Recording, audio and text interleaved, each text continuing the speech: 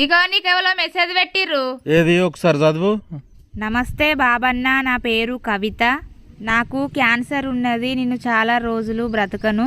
నేను చనిపోయిన తర్వాత నా భర్త ఎట్లాగూ ఇంకొక పెళ్లి చేసుకుంటాడు. వాళ్ళు పెళ్లి చేసుకున్న తర్వాత సుఖ సంతోషాలతో ఉంటే నా ఆత్మకు శాంతి ఉండదు. వాళ్ళు సుఖ సంతోషాలతో ఉండకూడదు అంటే నాకు ఒక సలహా ఇవ్వండి. నేను చెప్పినట్టు నువ్వు రిప్లై ఇయ్యి. కవిత గారు, వెంటనే మీరు ఒక మంచి చిత్రకారుని దగ్గరికి వెళ్ళి మీ చిత్రపటాన్ని గీయించుకోండి. అలాగే మీ మెడకు చాలా చాలా అందంగా కనిపించే ఒక వజ్రాల హారాన్ని కూడా గీయమని చెప్పండి. మీరు మరణించిన అనంతరం మీ భర్త ఎలాగూ పెళ్లి చేసుకుంటాడు కాబట్టి మీ భర్త పెళ్లి చేసుకున్న రెండో ఆవిడ మీ ఇంటికి వచ్చిన తర్వాత గోడకున్న మీ చిత్రపటాన్ని అలాగే మీ మెడలున్న అందమైన వజ్రాల హారాన్ని కూడా చూస్తుంది. బంగారం అంటే ఆడవారికి ఎక్కువ ఇష్టం కాబట్టి మీ చిత్రపటంలో కనిపించిన అందమైన